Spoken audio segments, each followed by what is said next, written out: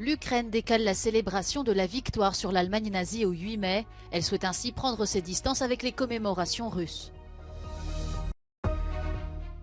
En Iran, 2 hommes ont été pendus accusés de blasphème. Le mouvement de révolte a entraîné près de 600 mises à mort en 2022 dans le pays. La commissaire européenne en charge des affaires intérieures défend la gestion migratoire de l'Italie, alors que Rome et Paris sont en pleine tension diplomatique sur cette question.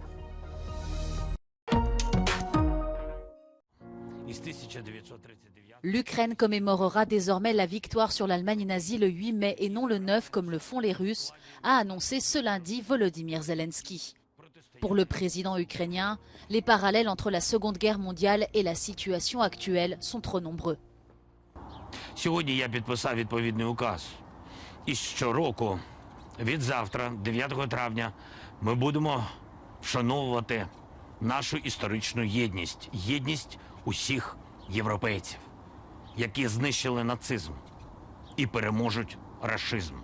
Dans la nuit de dimanche à lundi, la Russie a lancé plusieurs frappes sur Kiev et d'autres villes ukrainiennes. Les défenses aériennes ont réussi à intercepter une trentaine de drones, mais 5 personnes ont perdu la vie dans les bombardements. À Odessa, dans le sud du pays, Moscou a utilisé des bombardiers à longue portée pour lancer jusqu'à 8 missiles de croisière simultanément. Mais selon l'armée ukrainienne, la plupart d'entre eux n'ont pas atteint leur cible et aucune victime n'est à déplorer. Les débris des missiles ont cependant provoqué un incendie dans un dépôt alimentaire. Des ravages immortalisés par les secouristes qui ont lutté contre les flammes pendant plusieurs heures.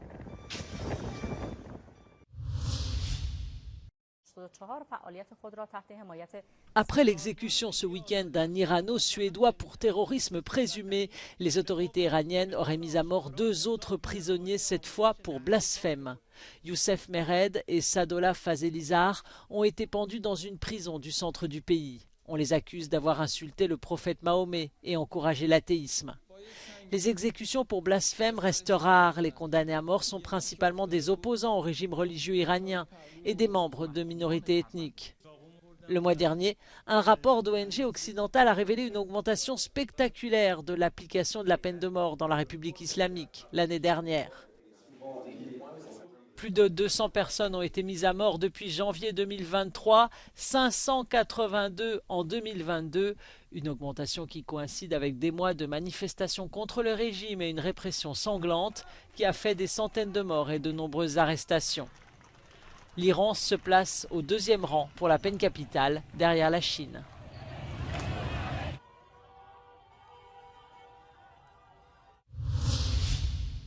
Le mouvement, dans sa dimension politique, a échoué, c'est-à-dire le renversement du régime islamique. Mais dans sa dimension culturelle, en un sens, il a réussi. Il a révélé, en quelque sorte, la crise majeure de légitimité de ce pouvoir. En Iran, les gestes de désobéissance civile sont quotidiens. Depuis la mort de la jeune kurde Mahsa Amini en septembre dernier, les Iraniens continuent de protester. Mais face à la répression brutale du gouvernement, cette résistance a été forcée de s'adapter. Iranians, they have taken a step back and have stopped the very open protests that we saw at the end of last year. There is still the potential for a major uprising inside Iran. It's by no means over. Aujourd'hui, la révolution culturelle entre dans une nouvelle phase. Son impact sur le régime en place pourrait être majeur à plus long terme. Il y a nombreux groupes politiques et d'opposition qui se sont déjà formés. Ils ont besoin visiblement du temps pour essayer d'entendre les positions des unes des autres et essayer d'aller peut-être vers une coalition pour éventuellement le renversement du régime ou le changement du régime. À l'international, la répression brutale des manifestations fait réagir. So what leaders in EU countries, but also the United States, they have done over the past months is sanction individuals that are responsible for the crimes committed, for the human rights violations committed inside Iran, which means their assets inside the European Union have been frozen and they are banned from entering the European Union. Mais pour certains, ces réactions restent insuffisantes. Ces sanctions sont très timides. Ces résolutions des puissances européennes et états-uniennes sont très timides encore. Et la raison principale peut-être est que pour l'instant, il n'y a pas encore d'alternative acceptée par la majorité des contestataires. Des sanctions considérées inefficaces et un déclin de l'intérêt de la communauté internationale. La guerre en Ukraine, si vous voulez, mobilise totalement les États occidentaux contre la Russie. Et par conséquent, l'Iran devient un enjeu en quelque sorte secondaire. Mais la colère est toujours là et pour les spécialistes de l'Iran, ce n'est qu'une question de temps avant de nouvelles protestations. Le pays pourrait alors à nouveau se trouver sous les feux des projecteurs. The countdown of the regime started from the day they killed Mahsa, but it's just a question of how long time it will take. Iranian regime doesn't have any future, and I think they have acknowledged it, and I think the world should also acknowledge it. Au nord de la Syrie, les stigmates du tremblement de terre sont toujours visibles. Des centaines de ruines et de bâtiments abandonnés, hantés par les milliers de personnes disparues au matin du 6 février dernier. Une situation désespérée pour les rescapés, menacés depuis des années par la guerre civile et le régime de Bachar el-Assad. This is an area that has, been under conflict for over a decade now. And I think what's really key to remember is that it's almost impossible to separate the needs which existed in northwest Syria before the earthquake from really after the earthquake. Even before the earthquake, at least 4.1 million people in northwest Syria, which is around 90% of the population, were reliant on humanitarian aid to meet their most basic needs. This is also an area that has a huge population of internally displaced persons, many of whom are living with very real physical and mental scars of over a decade of conflict and who have been displaced multiple times already, even before this earthquake. De l'autre côté de la frontière, en Turquie, plus de 100 000 bâtiments se sont effondrés. La faute, selon beaucoup, à des autorités laxistes et corrompues qui ont laissé les constructeurs contourner les réglementations. Selon un rapport de l'ONU, environ 3 millions de Turcs ont été déplacés, mais 20% de ceux qui ont dû quitter leur foyer tentent déjà de revenir chez eux. We see a lot of displacement in the north of the country and Izmir, Ankara, Istanbul, Konya, and we can track that as UNICEF in a very precise way, especially because we follow the enrollment of children in schools. And definitely there is an hope that a new job could be created also during the reconstruction process. Une catastrophe qui risque d'avoir un impact conséquent sur les élections générales du 14 mai prochain.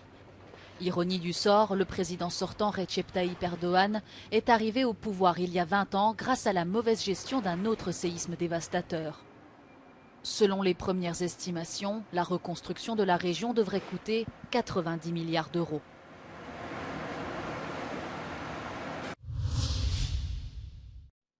La commissaire européenne en charge des affaires intérieures défend la politique migratoire italienne. Les propos d'Ylva Johansson interviennent en pleine tension diplomatique entre l'Italie et la France. La responsable suédoise dit comprendre les mesures prises par le gouvernement de la première ministre d'extrême droite, Giorgia Meloni. The state of emergency in Italy is, of course, a national decision. But as I understand this helps Italy to cope with improving the reception capacities in a quicker way in the country. And that's absolutely necessary with these huge numbers of arrivals. But it's important to say Italy should not be alone. We have to support Italy here. Le ministre français de l'Intérieur a accusé la semaine dernière la première ministre italienne d'être incapable de régler les problèmes migratoires dans son pays. Ces propos ont provoqué la colère de Rome. Italy is under a huge pressure, and I think they are managing it pretty well. But they should not be alone. I must say that what we see now from the Italian Coast Guard is really impressive. They have rescued, I think, already more than 30,000 people this year. They are doing a tremendous good job here. And we also have the NGOs, but to a much lesser extent, of course. The state initiatives are the big ones when it comes to search and rescue. Depuis le début de l'année, plus de 42 000 migrants sont arrivés sur les côtes italiennes, soit près de 4 fois plus que l'année dernière, à la même période.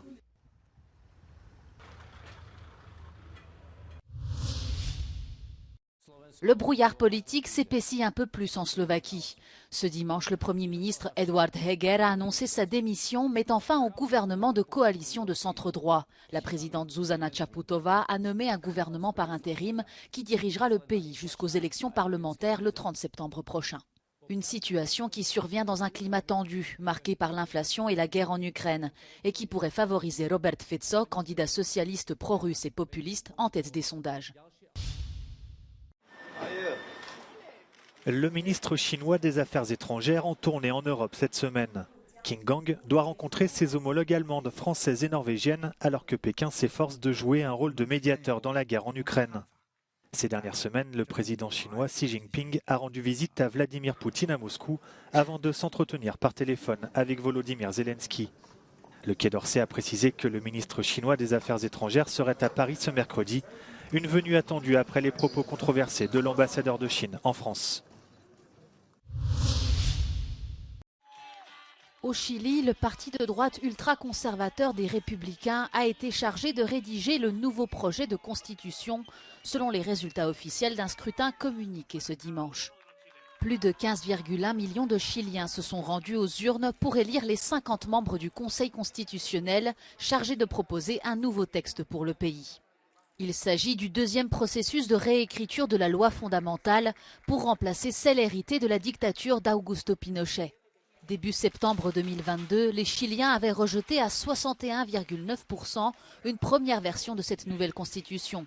Celle-ci visait à introduire de nouveaux droits sociaux, notamment dans le domaine de l'éducation, de la santé et du logement, et reconnaître les droits des peuples autochtones et le droit à l'avortement.